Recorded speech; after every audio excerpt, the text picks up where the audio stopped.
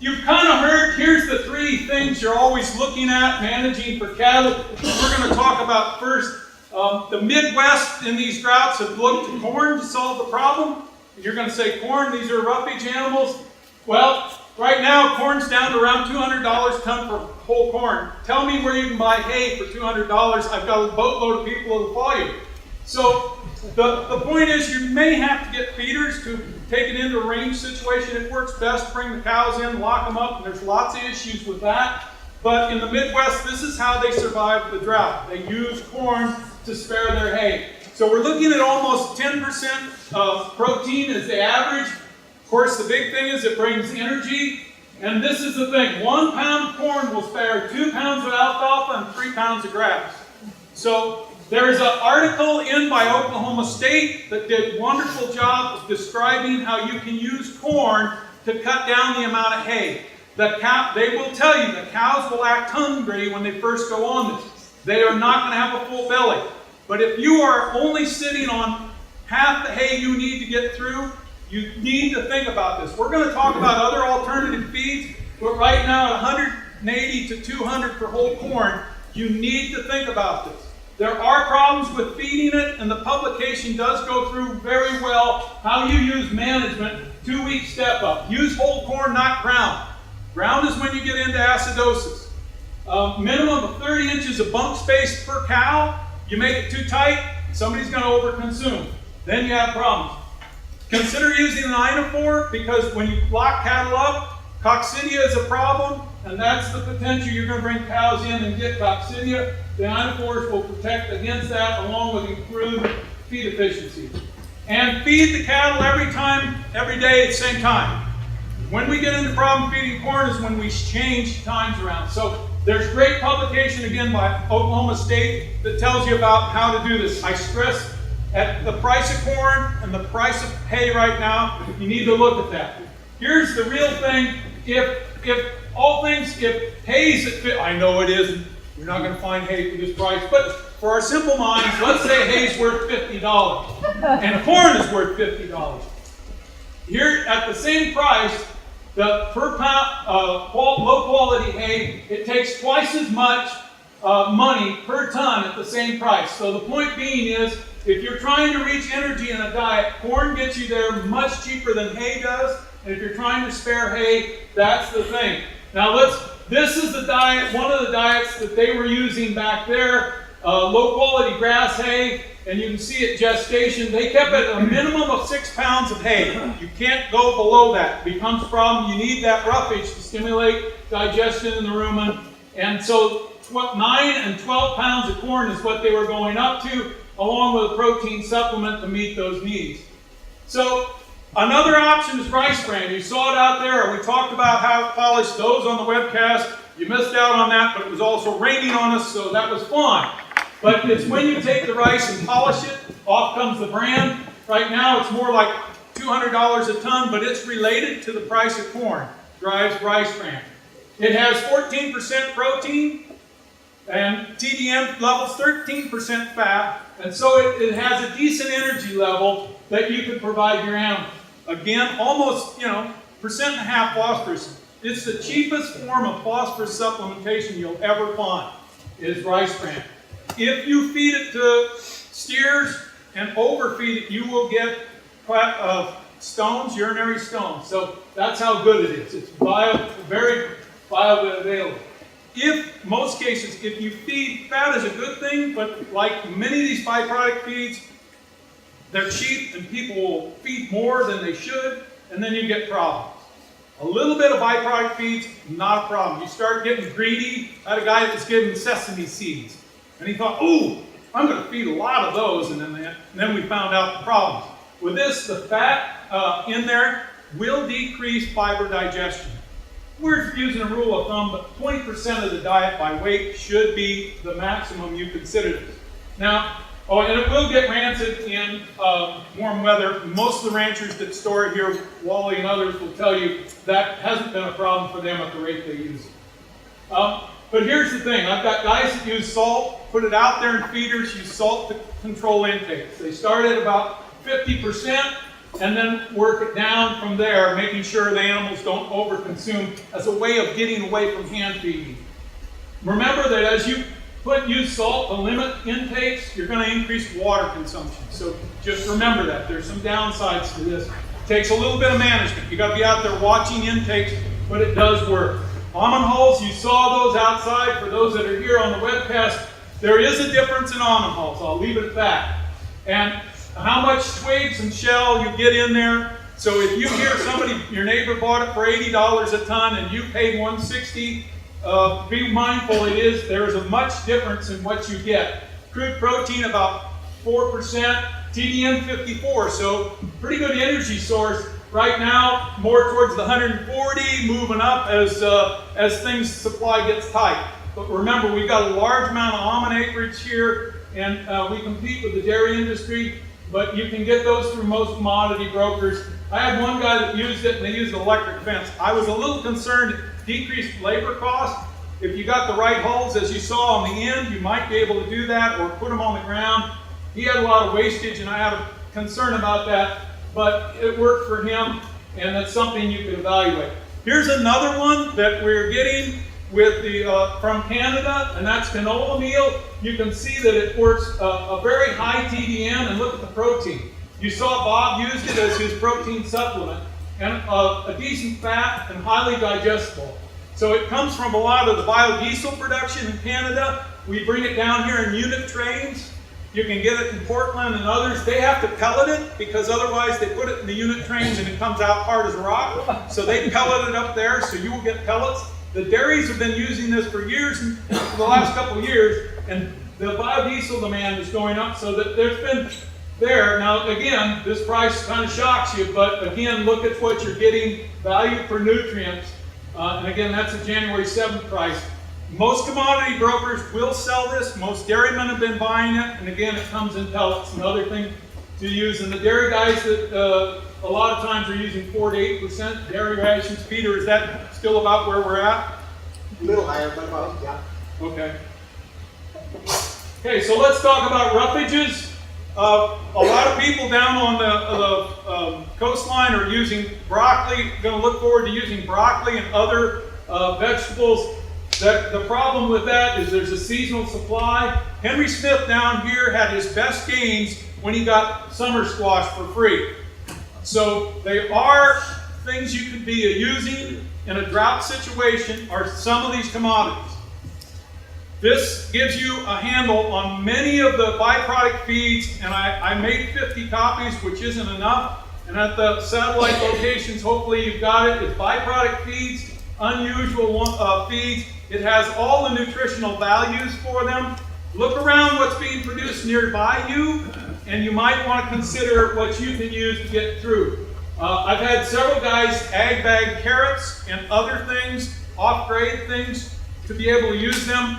Tomato pumice and other things are things that are around you that could be available. So look at what is being produced. Now let's talk about rice straw. Again, if I say nothing, you remember nothing from today's talk, test it, because you're going to see why. We've set criteria. ADF, remember, the lower ADF acid detergent fiber is, the more digestible it is. And so 50 is as high as we want it to go. 4.5 protein. For you guys, up to 13%, and you're going to see if we set this criteria from what we sampled, about a third make it through. And for those of you that are wondering how you're going to find rice straw, this is the website that the rice growers have set up, and they put the rice straw up there, and if you can search through that website for who has rice straw and connect with rice growers. And again, if you put in rice straw market, and Google that, it'll come up. So this gives you, this is protein, and this is 3 years of sampling. And there again is what we say you need to be above this line. So in 2008, we had very few that were above that. And the other years we had, but here's the point. This guy called me, said, I bought this hay, this rice straw. What do I do? That was the guy, and it was 55% ADF. I said, all Caltrans, they could use that. You should. And I said, I hope they gave it to you, because sometimes it's cheaper to buy good quality and not have to supplement. Leave that one up there, Glenn. What's that outlier? This one, yeah, that's a 7% protein. This guy fertilized a lot, and that's why the higher fertilization was one of the variables we found. If they fertilize a lot, then you're going to have it. And a lot of Japanese varieties, they don't do that. This was another variety. This was M206, and this guy really poured the nitrogen to it. Now this is acid detergent fiber. Again, this is, look at the variability that you can get, and we say 50 and below is what you need to be looking at. So really, you can see 2008 had poor protein, but the fiber fraction was much more, had a lower ADF. And so again, I want you to see the variability of what you're going to get out there, so you need to test it before you buy it so you know what you're getting. Do our brokers know this? I mean, if I asked my guy, like the ADF, they would... No, they've been able to sell it to you without doing that. So this is like $30 for them to get this knowledge. But they've been used to shoving it out the door, and today erosion control guy calls, I sell him the same stuff I sell cow guys. So we need to train them and we put out a whole publication, what rice growers need to know to selling straw for all the markets, mushrooms to cattle. And so that's on the web, and you can find that source and hand it to them. Here's the publication that we have on the web that Larry, Dan, and others put. You can, again, we've got it in your resource package, and you can access that about rice straw. Here's the other thing, if I can't stress enough. If you think you're going to call a rice grower in October and get straw, you are not going to. They only bail. I started when they said, bail it and they shall come. Nobody came and they burned the stacks. They only bail on orders now.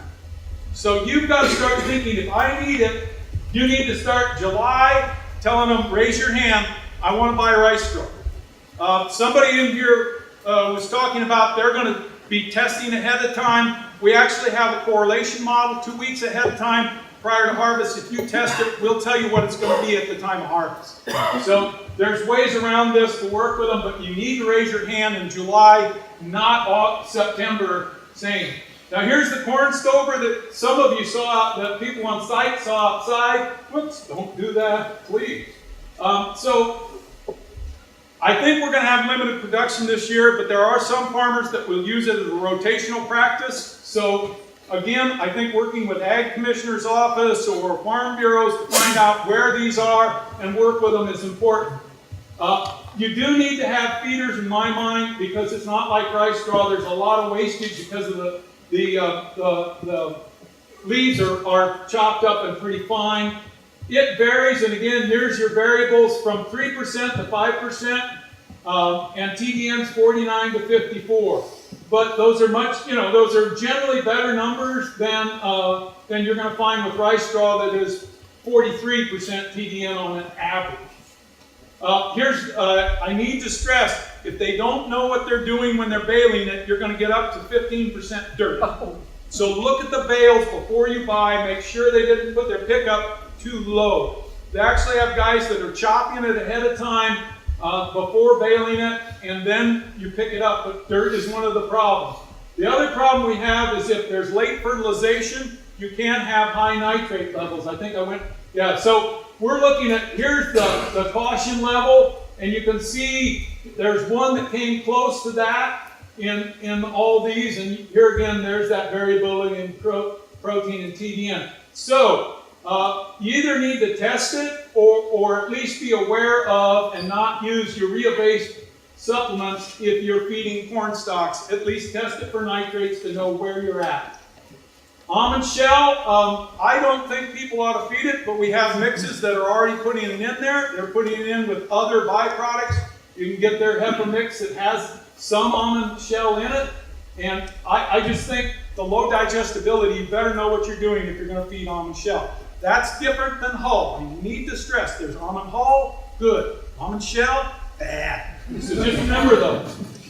And no sense getting yourself in problems. I do have growers that use it. they either use green grass and don't run into problems when they're feeding cattle shell on green grass, and another one uses prune pumice.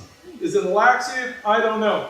But if you haven't got enough fun going to Reno or Vegas and taking a gamble, feed shell. Bean straws. This is the missed commodity that we really need to be looking at this year. And again, there's some bean straws that will get up to 10% protein. They're out there and we need to be using them. And they do look like sticks and powder because, again, they have to harvest. They swath them, they lay them in the field to dry, then they go through and harvest them. They're pretty dry by the time we get to a baler with them. But they do provide pretty good nutrients, and those of you on site got to see a little bit of what that happens. Again, the first time you feed them, it'll take, the first day you put it out, everybody calls me and says, oh, why did you talk me into this? By third day, I tell them, hold on, take a deep breath, tell Grandpa that pin-headed university person may know what they're talking about, hold tight with me. By the third day, they're good. They do have problems, as I mentioned, outside with, many of them are going to drip tubes on the bed, and they rotate from tomatoes to beans, and beans is their way of cheapening up their nitrogen by fixing nitrogen. And so you need to think about how you array equipment so you don't do soil compaction on top of the beds. I think, knowing most of you ranchers, you're adaptable. So let's look at some of the byproduct roughages. There's corn stover. And again, here's the ash levels, and here's rice straw's problems. This is overall things, when you burn it, that's what doesn't destroy.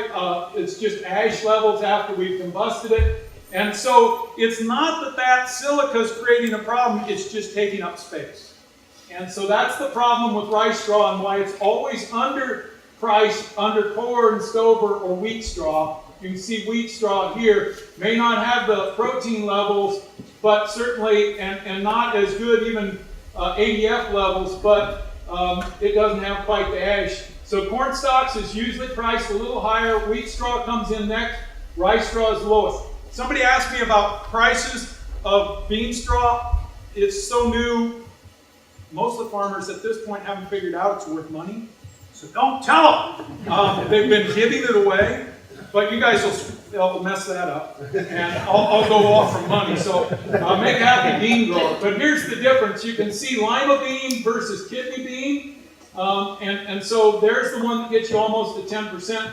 And again, all this is in that handout, byproducts of unusual feeds that you can get, that Jeremy has on the website there. Okay, I want to stress alfalfa is a great protein supplement. Might be the only thing you get to feed. And here's the way you do it. University of Nevada did a research project. You can actually keep rumen proteins static feeding alfalfa hay every other day. So what happens if you go out every day and give 2 pounds per head, the dominant cows eat it. But if you go out every other day and give 5 pounds, you probably feed enough that the dominant cows aren't getting enough, and the rumen protein stays fairly static. You go to 3 days, you actually drop off. So what I'm saying is, feeding alfalfa every other day is a very good protein supplement and is something that ranchers can do. So I've got guys that put rice straw out and they feed alfalfa every other day to pulse the cattle, and that's how they're making it work. And sometimes I think you need to look at protein supplement and think about alfalfa. Be very candid with you. It's just another one of those things that I think we need to look at the price, but add in labor, because there's nothing like those tubs where you can kick them off and you're good. So labor is a key component. So I think the rice haylage, many on-site people got to see that. I just want to stress that I've got a producer that's doing it with snow peas.